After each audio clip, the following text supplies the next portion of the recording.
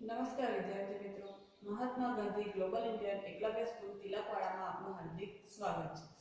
ધોરણ 10 વિષય ગણિત પ્રકરણ 4 દ્વિઘાત સમીકરણ સ્વાધ્યાય 4.2 જેનો દાખલા નંબર 3 છે.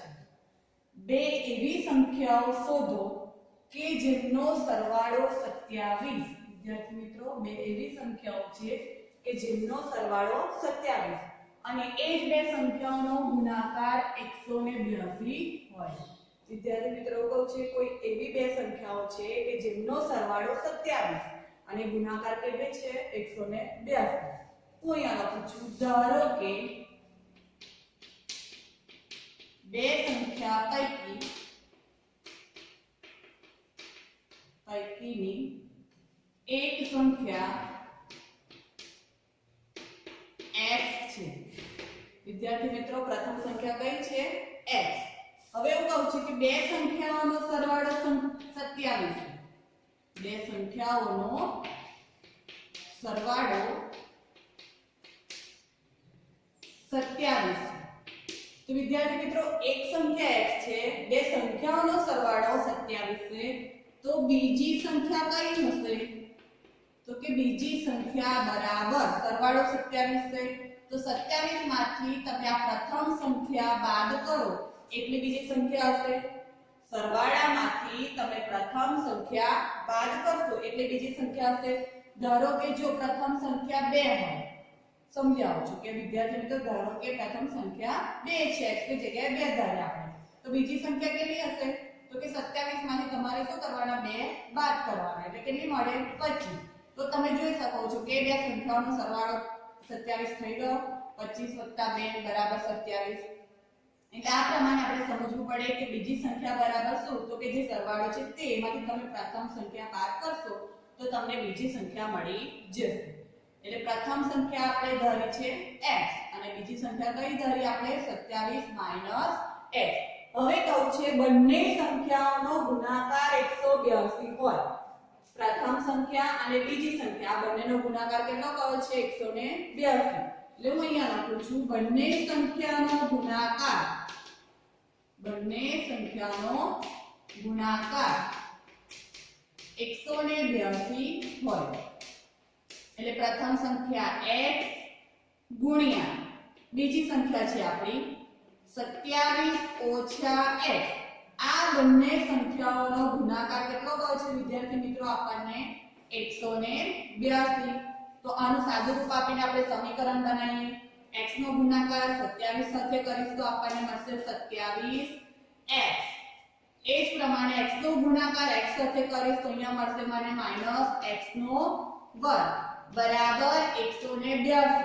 હવે ઉત્તરથી ઘર પ્રમાણે આપણે જોવા જઈએ તો સમીકરણને ગોઠવીએ તો x² બરાબર ને પેલી બાજુ જશે તો માઈનસ છે, તો કેવા થઈ જશે વિદ્યાર્થી મિત્રો? પ્લસ થઈ જશે. અહીંયા ફરી લખું છું, 27 - x² બરાબર 182. હવે આ -x² બરાબર ની પેલી બાજુ જશે તો થઈ જશે +x². એ જ પ્રમાણે 27x આ બાજુ પ્લસ છે, બરાબર ની પેલી બાજુ જશે તો માઈનસ. તો અહીંયા કોઈ પણ પદ ના રહે તો શું લખી દેવાનું? 0. તો 0 બરાબર આપણે ઘટને ઉતરતા ક્રમમાં ગોઠવીએ એટલે આ થશે +x². 27x પ્લસ થાય તો અહીંયા થશે -27x. 182 તો ત્યાંના ત્યાં છે તો +182. એટલે આપણે સમીકરણને ગોઠવીએ તો સમીકરણ મળે છે x² - 27x + 182 બરાબર શું થશે વિદ્યાર્થી મિત્રો? 0. તો હવે આપણે આના અવયવો પાડીશું. તો 182 ના હું અવયવો પાડું છું, ભાગ પાડું છું. તો 182 ના ભાગ પાડીએ આપણે તો 2 વડે ભાગ ચાલશે તો 2 * 9 = 18, 2 * 2. હવે વિદ્યાર્થી મિત્રો, તમે જોઈ શકો છો કે 3 વડે નહીં ચાલે, 9 ને 10 થાય જે 3 ના ઘડિયામાં આવતું નથી. તો 5 વડે પણ નહીં ચાલે કારણ કે એકમનો 5 કે 0 નથી. તો હવે સીધા 7 વડે ચલાવીએ તો 7 * 1 = 7, 2 વધ્યા 21 થયા એટલે 7 તારી 21. તે પોતે જ એક અવિભાજ્ય અવયવ છે, તેના ભાગ પડે નહીં. અહીંયા લખું છું 13 * 13. હવે જે 182 ના ભાગ પાડ્યા છે તો એવી બે સંખ્યાઓ શોધવાની કે જેમનો સરવાળો કે બાદબાકી -27x થાય. તો અહીંયા જો 7 દુ 14 અને આ 13. તો આ બંનેનો સરવાળો કેટલો થશે વિદ્યાર્થી મિત્રો 27 થઈ જાય છે. તો અહીંયા લખું છું x વર્ગ સૌથી પહેલા મોટી સંખ્યા ચિહ્ન આપીશ આ -14x. હવે 13 ને પણ માઈનસ જ ચિહ્ન આપવું પડશે તો જ બંનેનો સરવાળો -27x થશે. -13x વત્તા 182 બરાબર 0. હવે આપણે કોમન કાઢીશું તો આ બંનેમાંથી કોમન નીકળશે x. તો બાકી શું રહેશે અહીંયા x ઓછા 14. હવે વિદ્યાર્થી મિત્રો આમાંથી કોમન શું નીકળશે તો હમણાં જ આપણે 182 ના ભાગ પાડ્યા 13 અને 14. તો અહીંયા બંનેમાંથી કોમન નીકળી જશે 13. તો બાકી શું રહેશે x આ જ કૌંસ તક લઉં છું -14. તો હવે અહીંયા ચિહ્ન કરું મૂકું તો જો હું અહીંયા પ્લસ નું ચિહ્ન મૂકીશ તો +13x થવા જોઈએ. અહીંયા છે માઈનસ એ જ પ્રમાણે માઈનસ માઈનસ પ્લસ એટલે હું અહીંયા ચિહ્ન મૂકીશ minus -13x minus minus plus 14 ગુણ્યા 13 કરશો તો 182 પ્લસ આવી જાય છે બરાબર 0. હવે આ એક કૌંસ લઈ લઈએ આપણે x ઓછા 14 અને બીજું બનશે x ઓછા 13 બરાબર 0. એટલે હું અહીંયા લખું છું x ઓછા 14 બરાબર 0 અથવા x ઓછા 13 બરાબર 0. એટલે હવે આ 14 બરાબર ને પેલી બાજુ જશે તો કેવા થઈ જશે પ્લસ થઈ જશે.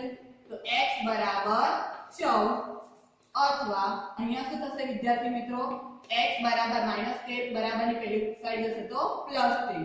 એટલે આ બે સંખ્યાઓ કઈ હશે તો કે 14 અને 13. એટલે કે જો પ્રથમ સંખ્યા 14 હશે તો બીજી સંખ્યા 13 હશે. કાં તો પ્રથમ સંખ્યા 13 હશે તો બીજી સંખ્યા કઈ હશે 14. જે બંનેનો સરવાળો થાય છે 27 અને એ બંનેનો ગુણાકાર થાય છે 182. બરાબર વિદ્યાર્થી મિત્રો.